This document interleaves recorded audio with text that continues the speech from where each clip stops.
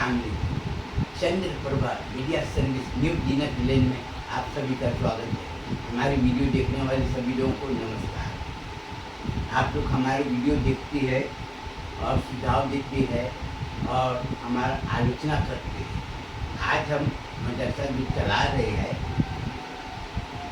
मैं अकेले चला रहा हूँ। बात सही, कंपनी का नाम है मोहम्मदी corporation of adventure Hazrat Amina Islamia Madrasa group भी तबलीगी जमात देवबंद विचारधारा का है और इसमें बच्चे पढ़ रहे। और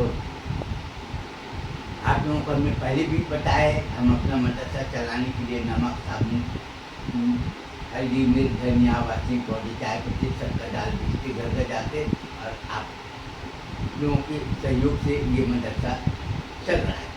और लड़कियों को सिलाई, क्योंकि हमको पैसे की ज़रूरत है, जिससे टीचर लोगों को हम उसको पैसा दे सकें और अच्छा पेमेंट कर सकें, जिससे कि टीचर लोग, हमारे शिक्षक लोग हमारे मदरसे में पढ़ाने वाले बच्चों को अच्छी शिक्षा दे सकें। और ज़्यादा से ज़्यादा हम चाहते हैं कि बच्चे लोगों को हम शिक्षित करें, ये हमारे जीवन का मूल उद्देश्य है। और इसके साथ ही हम ये चाहते हैं हमारे मदरसे में पढ़ने वाले जो बच्चियाँ उनको रोजगार में सिर्फ शिक्षा देना ही नहीं, बल्कि उसका जीवन को संभालना भी हमारा जिम्मेदारी बनती है। और हम ये चाहते हैं कि लोगों को रोजी रोटी से जोड़ा जाए, क्योंकि ये सोचने की बात है कि लड़कियाँ स्कूल में, मदरसे में पढ़ी, उसके बाद में वो रोजी रोटी के लिए क्या करेगी, कहाँ जाएगी।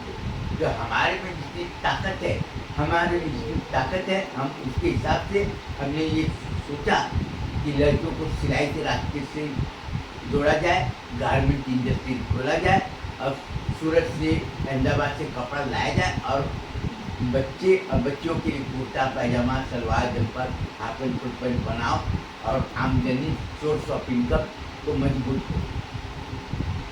और इसके पीछे सबसे बड़ा हाथ हमारी नानी सास पुष्पा देवी त्रिपाठी।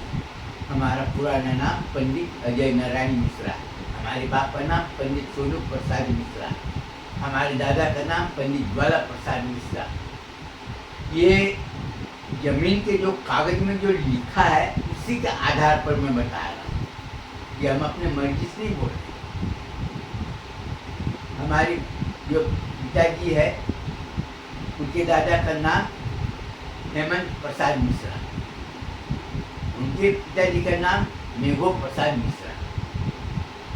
हमारा जो जमीन के जो कागज है, उसके अनुसार हमने आपको बताया। हमारा गोत्र है भारद्वाज। जो हमने जो मदरसा बनाए और 1980 से हमने मदरसा खोले और हमारा नाम हो गया मोहम्मद अजीज बख्श मिश्रा, हमारे बाप का नाम रहीम बख्श मिश्रा। तो हमारे सास ने जो मेरे को तरकीब बताई कि जैसे ऐसे काम करो। अब मस्जिद चलाना तो अकेले चलाओ, अपने साथ में किसी को रखो मत, कंपनी का नाम दो और मस्जिद का जो इमाम साहब है उसको तनख्वाह अच्छी दो। मदरसे में पढ़ने वाले बच्चे हैं, उसको रोज़ 1 रुपया 2 रुपया नमाज पढ़ने आएगा, उसको जो तो आएगा।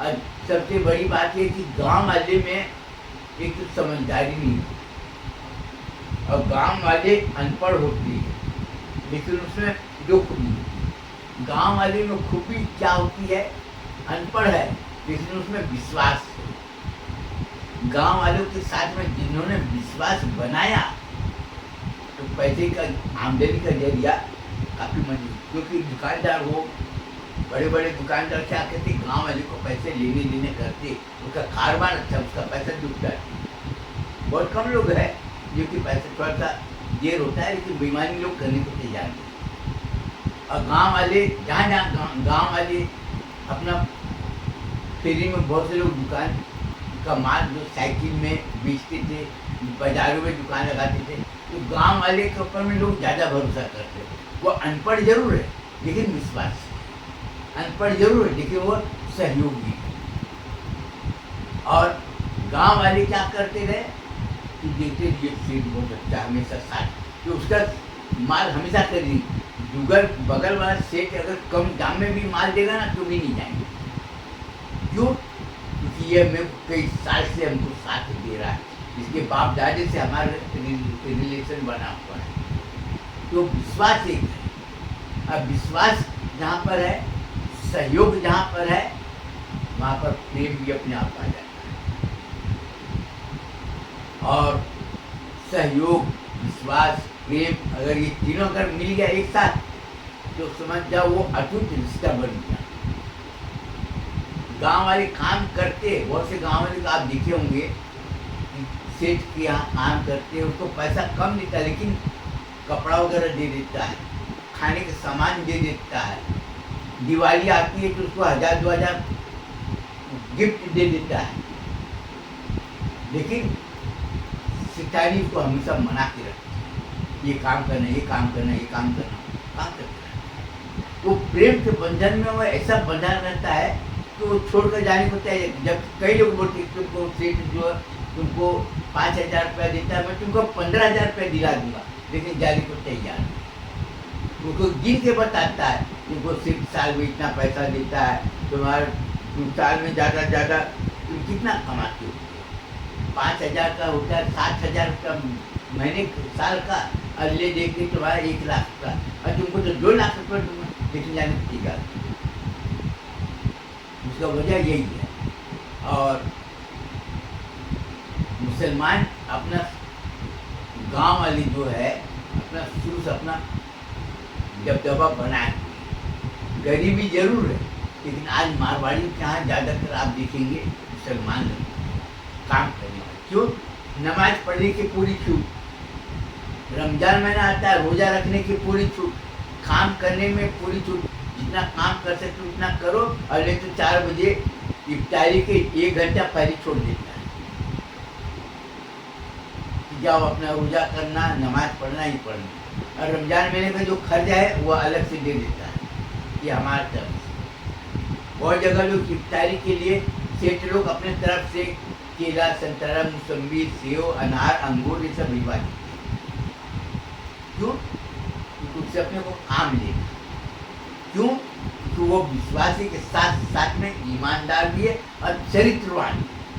हमारी बहू बेटी को कोई इज्जत को खतरा नहीं। ये तो हमने जो काम किए हैं, मदरसा वगैरह चला रहे हैं, अभी धीरे धीरे हमारा काम हो रहा है। तो ये कैसे हो रहा है?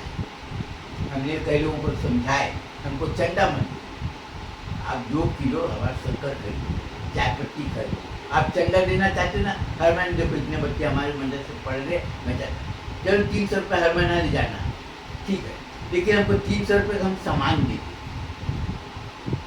ये 2 किलो शक्कर, और शक्कर ऐसी क्वालिटी से देती है कि आदमी धीरे धीरे धीरे धीरे वो अपने आप आगे हो जाता है। बोलते शक्कर इधर कहीं नहीं मिलता, क्योंकि हमको मदरसा चला है तो माल अच्छी क्वालिटी की दो। और धीरे धीरे आज देखिए दाल, मसाला, अभी कई लोग बोल रहे हैं कि तेल का सप्लाई चालू करो, पैकेट में 1 लीटर का तेल। कई लोग बोल रहे दूध का कारोबार चालू करो, दूध में भी आपकी आमदनी होगी। मैं बोला अच्छा ठीक है, वो सब देखेंगे बाद में, अभी तो हमारी ताकत जितना उतना धीरे धीरे कर रहे हैं। तो ये वीडियो बनाने के पीछे हमारा मूल उद्देश्य ये है कि लोगों से जानकारी लेना और अपनी जानकारी लोगों को देना, आदान प्रदान। इससे क्या होगा कि कोई भी काम हो तो बिल्कुल सही काम हो। वीडियो तो कोई भी बना सकता है, और अभी आप ये देखे होंगे कई लोगों ने इसको प्रैक्टिकल करके दिखा। एक उदाहरण के रूप में मैं बता रहा हूँ। एक डॉक्टर है, आप तबीयत खराब है, आप दवाई लेने गए, डॉक्टर ने दवाई दिया, सुई भी लगाया, बोला कि ये चीज़ मत खाना, आदमी नहीं खाएगा। क्यों? क्योंकि जिंदगी उसकी है ना, पैसा उसका लगा, डॉक्टर ने तो अपना पैसा दिया, दवाई दिया, चल दिया। लेकिन अब उसको सोचना है कि हमको क्या करना चाहिए और कैसे करना चाहिए।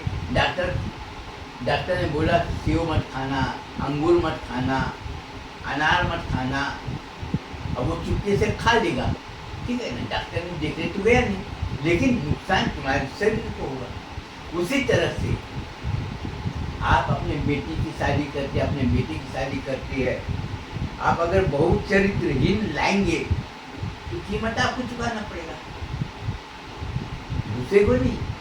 बहू खूबसूरत है, पढ़ी लिखी है, अच्छे कपड़े पहन रही, ठीक है, लेकिन उसका संस्कार कैसा है ये आपके घर वाले को मालूम है। उसकी उसके पिछले में कई लोगों के बॉयफ्रेंड थे, क्या गंदी गंदी हरकत की आपको नहीं मालूम, लेकिन आने के बाद में मालूम हो जाएगा। तो आपका बेटे की जिंदगी बर्बाद करने वाले कौन? आप। आपने अपने बेटी को अच्छे बड़े घर में दी, क्या सोच कर दिए? पैसे वाला है और अच्छे घर है, बंगले है, कार है, अच्छे लोगों से जान पहचान है, आप ये सोच कर दिए, लेकिन उसका संस्कार कैसा? जुआड़ी, शराबी, अय्याजबाज। आप क्या बोलते हैं हमारा दामाद बहुत अच्छा है, कई लोग देखते हमारा दामाद अच्छा है, फैमिली अच्छा है, लेकिन दामाद कई लोगों ने अच्छे घर में तो दिए, उसकी बेटी ज़्यादा 10 साल 12 साल में विधवा हो गई। क्यों? क्योंकि उसमें जुआड़ी, शराबी, अय्याजबाज होने की वजह से उसका शरीर के अंदर जो बीमारी थी वो अपना रंग दिखाई, खत्म। तो जिम्मेदार कौन? आप ये नहीं देखिए बड़े घर है, या आपने ये देखिए अच्छे अच्छे कपड़े पहने, ये देखिए आपने कार मोटर कार देखे, ये देखिए, लेकिन उसके संस्कार को नहीं देखे, उसके जो काले कारनामे वो नहीं देखे। इस समाज को बर्बाद करने में योगदान किसने दिया? आप। जो हमारे बोलने का मतलब यही है, मदरसे में पढ़ने वाले बच्चे को मैं यही दूंगा कि आपने अच्छी शिक्षा प्राप्त की, अच्छा कहा, आपको अच्छा संस्कार मिला, ये भी अच्छी बात, लेकिन आपको अपने जीवन साथी चुनना है, तो आपको जीवन साथी चुनने के में आपको ये देखना है कि जिस लड़की से मेरी शादी हो रही वो लड़की का चाल चलन कैसा है, उसके चाल चलन के साथ में उसका चरित्र कैसा है। पैसा हो ना हो, पैसे बाद में कमाया जा सकता है, लेकिन चरित्रहीन युवक आपको कभी वफादारी नहीं दे सकता, आपका भविष्य खत्म हो जाए। उसी तरह से आप अपनी लड़के लोगों को बोलूँगा, आप जिस लड़की से शादी करना चाहते हो उसका बैकग्राउंड तो आप अच्छी तरह से देखो, उसके बाद करो। हमारा काम है आपको सही जानकारी देना, मानना और न मानना ये आपका काम है। और सभी समाज के लोगों को मैं बोल रहा, मैं सिर्फ अपने मुस्लिम समाज को नहीं बोल रहा, सभी समाज के लिए बोल रहा हूँ कि आपको अपना उज्जवल भविष्य बनाना है तो आपको सत्य और न्याय को अपनाना पड़ेगा। इसके बाद ही मैं अपना बयान खत्म करना चाहता हूँ, आगे फिर मिलेंगे। खुदा हाफिज, नमस्कार।